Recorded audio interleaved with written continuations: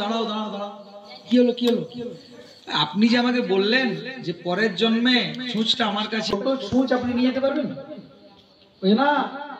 সূচ কেন আমি কিছুই নিয়ে যেতে পারবো না, এক দানা বালিও নিয়ে যেতে পারবো না, আর সূচ তো অনেক বড়। তখন উনি বলছে যে তাই না, তুমি একটা সূচও নিয়ে যেতে পারবে না, তাহলে তোমার এত ধন সম্পদ টাকা পয়সা বাড়ি গাড়ি কি হবে? তখন ও বুদ্ধিমান ব্যক্তি ছিল, তখন ওই সাধু বাবার কথাটা বুঝতে পারে যে আমি যে দিন রাত সকাল থেকে সন্ধ্যা আত্মরক্ষা, এই চারটা কাজের জন্য সারা পৃথিবীর মানুষ সকাল থেকে সন্ধ্যা পর্যন্ত গাধার মতো পরিশ্রম করছে, আর চিন্তা করছে আমি যদি গাধার মতো পরিশ্রম করি তাহলে আমি সুখী হব। কিন্তু কেউ সুখী হতে পেরেছে?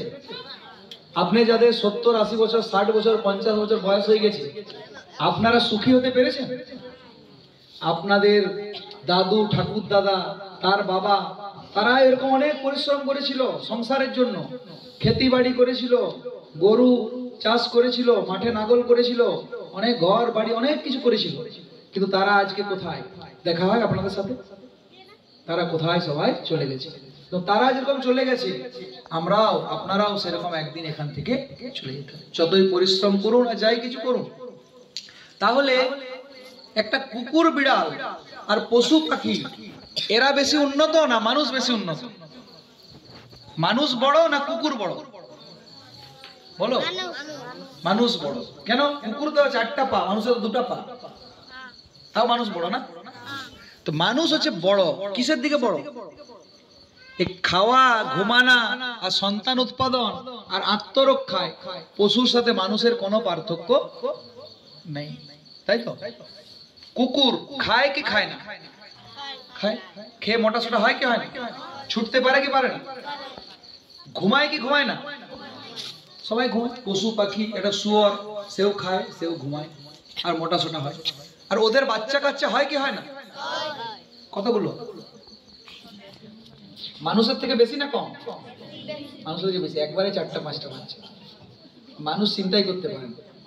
তাহলে ওদের বাচ্চা উৎপাদনও করে, আহারও করে, ঘুমায়ও, আর আত্মরক্ষা মানে নিজেকে বাঁচানো, ওরাও নিজেকে বাঁচানোর চেষ্টা করে।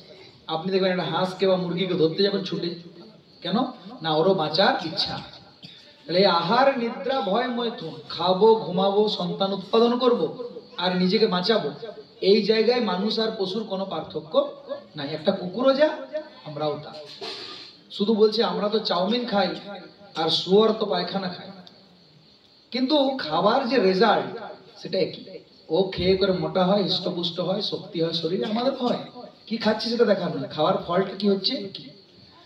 দেখুন তাহলে আমাদের থেকে পশুদের সব জায়গাগুলো সমান, পার্থক্যটা কোথায়? আমরা যে বলছি উন্নত মানুষ কুকুর বিড়ালের থেকে, কি পার্থক্য জানেন আপনারা? কি পার্থক্য? যে আমরা তো 5তলা বিল্ডিং এ ঘুমাই আর ও গাছতলায় ঘুমায়, কিন্তু ঘুমানোর পরে আপনি বুঝতে পারেন যে আমি 5তলায় ঘুমাচ্ছি না সেগুন কাঠের পালঙ্কে ঘুমাচ্ছি? বুঝতে পারেন? সেরকম ঘুমানোর যে ফল একই। একটা কুকুর গাছের তলায় ঘুমায় আর মানুষ ডানলপ গদিতে ঘুমায়, কিন্তু ঘুমানোর ফলে শরীরটা সতেজ হয়, ফ্রেশ হয়, পরে আরো কাজ করে পরের দিন। এই জায়গায় আমাদের কোনো পার্থক্য নেই। অনেকে বলে তো বুদ্ধি আছে মানুষের, পশু পাখির বুদ্ধি নাই। বলবেন তো আপনারা নাকি? পশু পাখির বুদ্ধি আছে কি নাই? হ্যাঁ, কিরকম বুদ্ধি আছে না? দেখবেন বড় বড় পুলিশ অফিসাররা যে ডাকাতটাকে বা চোরটাকে খুনিটাকে ধরতে পারছে না, একটা কুকুর কিন্তু তাকে ধরে বের করে দেয়। আর পাখি কত সুন্দর করে, বাবুই পাখি দেখবেন ঘাস নিয়ে বাসা বাঁধে, একটা ইঞ্জিনিয়ার ওরকম করতে পারবে না। আপনাদেরকে ওই দড়িগুলো ঘাসগুলো দিলে ওরকম ভাবে বাসা বাঁধতে পারবেন? পারবেন? এই জন্য ওদের বুদ্ধি নাই বলা যাবে না। একটা বিড়াল রান্নাঘরে কখন দুধ খায়? যখন মালিক থাকে না। মালিক থাকলে দুধ খায় না, জানে মারবে আমাকে, যে একটু ওদিকে তাকাবে দুধটা খেয়ে চলে যাবে, মাছটা নিয়ে চলে যাবে। বুদ্ধিও ওদের আছে। একটা জিনিস শুধু পার্থক্য, যেটা ওদের